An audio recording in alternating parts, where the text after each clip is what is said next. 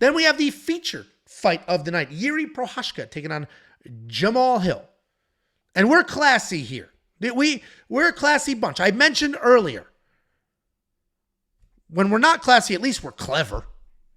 Right? I'm done with the basic bitch jokes. I'm done with it. So be classy or be clever. Be one of those two things. Anybody with the basic white chick, both of Alex's sons, those comments are lame. Be clever. Be clever. I can't be clever for you. You can be clever. But any Alex's sons, Alex's kids, that's dumb and lame. Be clever.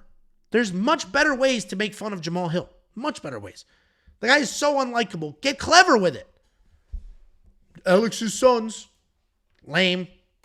Anyway, we got Jiri Prochazka, one of Alex's sons, taking on Jamahal Hill, Alex's other son. Jiri Prochazka, former light heavyweight champion of the world. He's a crazy person. We know that. He's fun to watch. He's always bringing a fight. He's a dangerous striker. Pretty much all 30 of his wins are by knockout. He comes forward, swings wild, doesn't have the best technique in the world, but he's got power, he's got aggression, and he won't quit unless his brain shuts off. Unfortunately for him, in his last fight, his brain did shut off. And that's because this guy is hit with more strikes than he hits other people. And at this division, at light heavyweight, you cannot be hit more than you hit other people. Jiri Prochazka is a ton of fun, hits hard as hell, but he is coming off that second knockout loss to Alex Pereira, this time with a wild head kick. He's taking on Jamahal Hill. Jamahal Hill is also a former light heavyweight champion of the world. He had to relinquish his title when he blew out his Achilles playing basketball. So he did not technically lose his belt. He's a tall, rangy striker. He comes forward. He picks his shots really well. He's got an incredible striking differential of about 7-3, meaning he's got high volume, and he more than doubles the times he hits his opponent versus him getting hit. He's got great accuracy, and that makes him a threat on the feet. He's got a 73% takedown defense, which he might not need in this fight, but it is there. He's coming off the iconic knockout loss to Alex Pereira at UFC 300.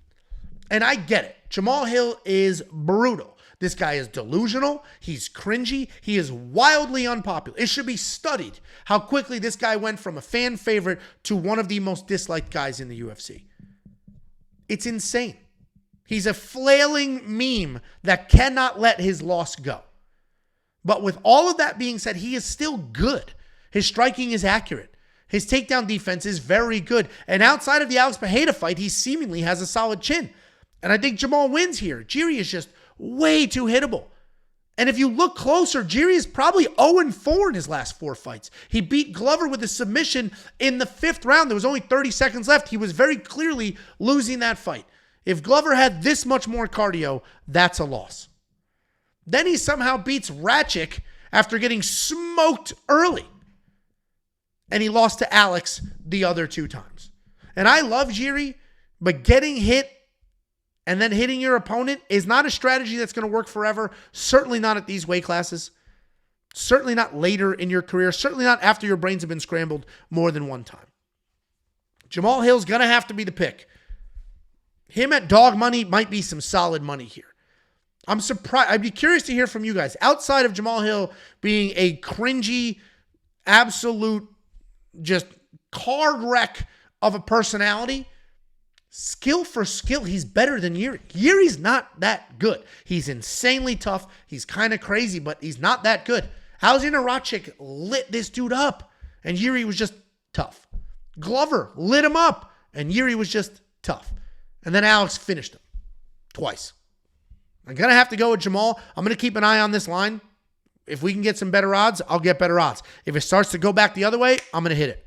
I think Jamahal Hill gets it done. And if you want more Jamahal Hill rant, I filmed a hot take, just absolutely dogging this dude. And it sucks because he's a likable guy that's got good skills. And then all of a sudden, becomes an unlikable guy that still has good skills.